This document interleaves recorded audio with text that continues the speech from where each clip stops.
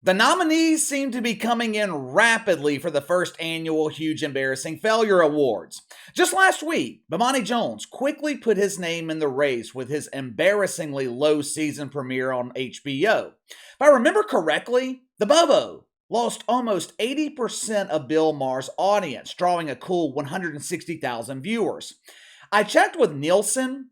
159,999 of those viewers, they were actually asleep, meaning only Bomani Jones' mother tuned in to watch him fail. At this point, the Bobo is the clear front runner to win the first annual Hef Awards, but we have a new contender emerging. This contender, they are taking a completely different approach to dethrone Bomani Jones. In the past, we have seen birthing persons battle the Bobo one-on-one. This is no bueno. Bomani Jones, he has been consistently failing for over 40 years, his entire life.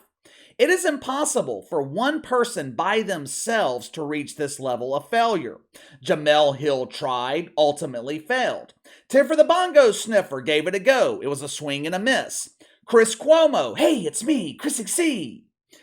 You have to admire the effort Chris Cuomo is giving. Every night, he gives a valiant effort to be less appealing than Bomani Jones, but he ultimately comes up short. But that's okay. That is okay. We have a new number one contender emerging. Like I said, they are trying a completely new approach here. This is a collaborative effort to dethrone the reigning champion. For years, Travis Noah tried to sink The Daily Show to Bomani Jones' level of failure. After 7 years of attempting to reach record low ratings, Comedy Central finally had enough. They devised a new strategy. They parted ways with Travis Noah, and they have built a roster of some of the most insufferable birthing persons in America. Chelsea the Coat Handler, Sarah the Insufferable Silverman, Lester Jones, Wanda, I'm a great stand-up comedian, Sykes.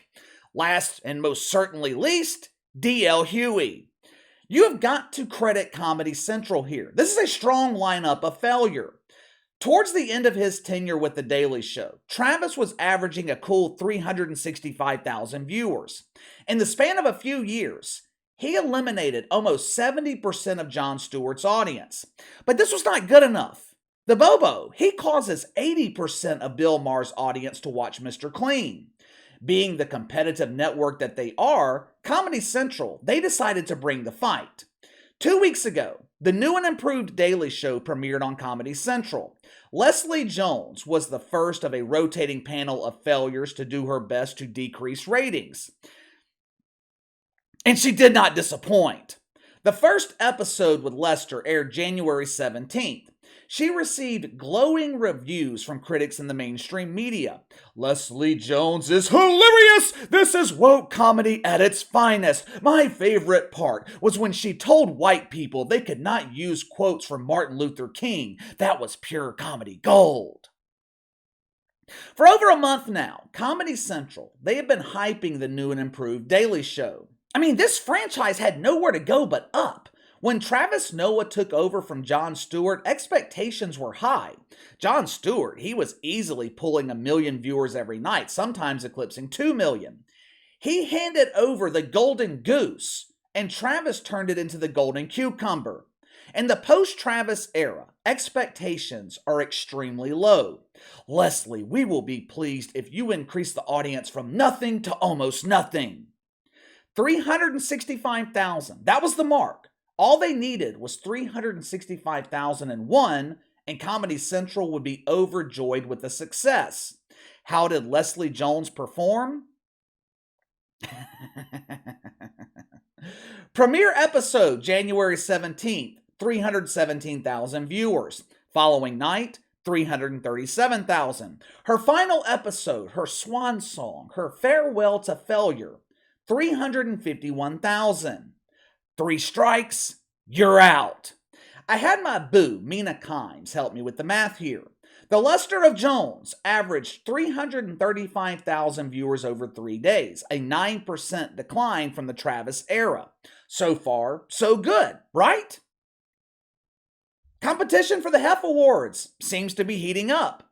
After Leslie Jones successfully failed to resonate with normal people, Comedy Central followed up with Wanda Sykes. Again, this was a brilliant competitive strategy.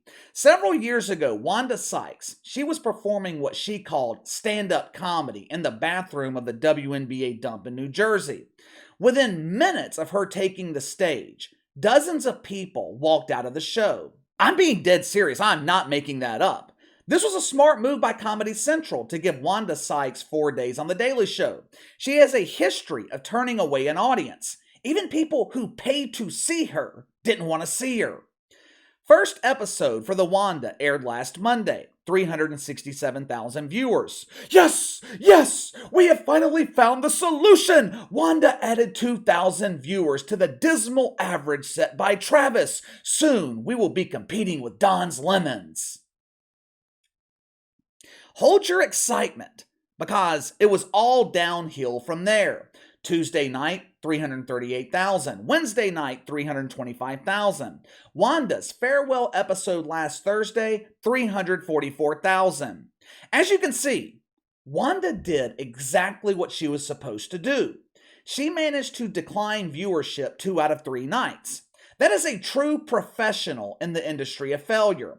Wanda averaged 343,500 viewers during her week on The Daily Show. But there was an interesting aspect with her stint.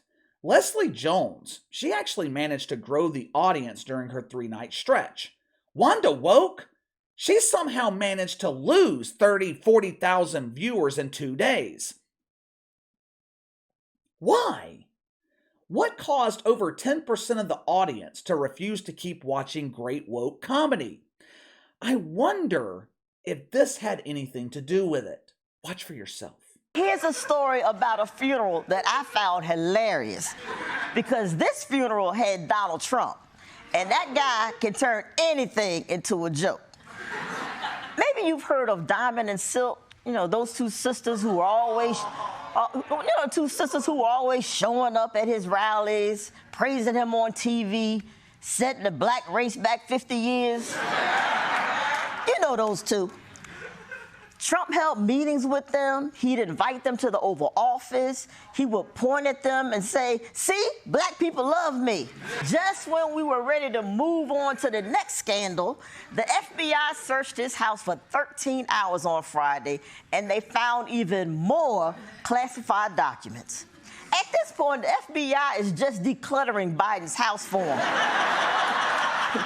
They're like Marie Kondo going around his rooms like, "This list of spies does not spark joy."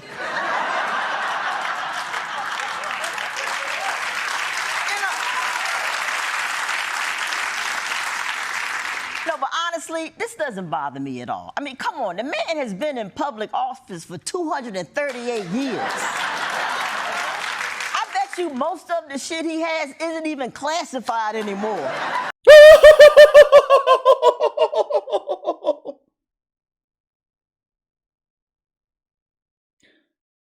For starters, the Biden administration has given late-night comedy shows a plethora of material to work with.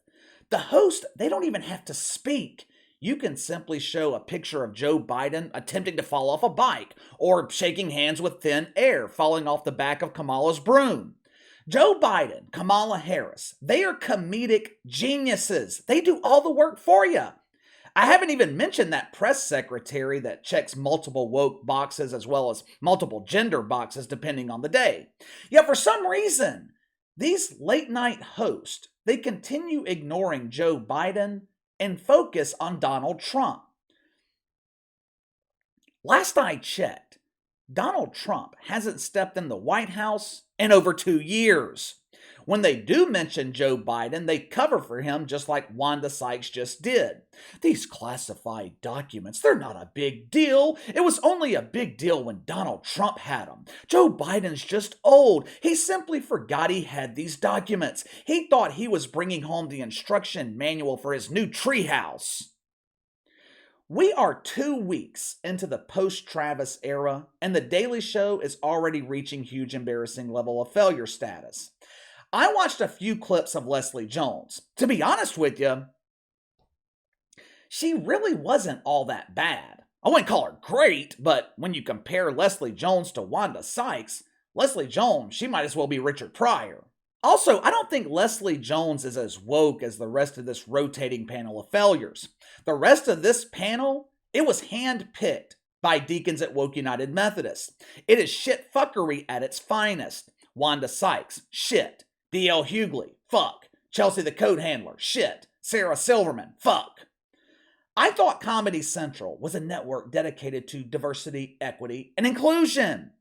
As I was looking at this panel this morning, I noticed a glaring omission. I saw 2 black females, a black man, and 2 white women. What is missing from that equation? Well, KC, white men get plenty of opportunities in late night comedy. We are now giving these opportunities to marginalized groups. Wait a minute here. I thought the diversity, equity, and inclusion movement was all about giving equal opportunity to everyone. Was Bill Burr not available? Bill Burr doesn't check enough woke boxes. Matter of fact, he checks none. That is exactly the problem with The Daily Show. Comedy Central, they are not looking for the best comedians. They're not looking for the best host. They're looking for the wokest host. I guarantee you, Comedy Central would never consider Dave Chappelle for The Daily Show. I'm sure if he called himself Dave the Diva, he'd be under consideration.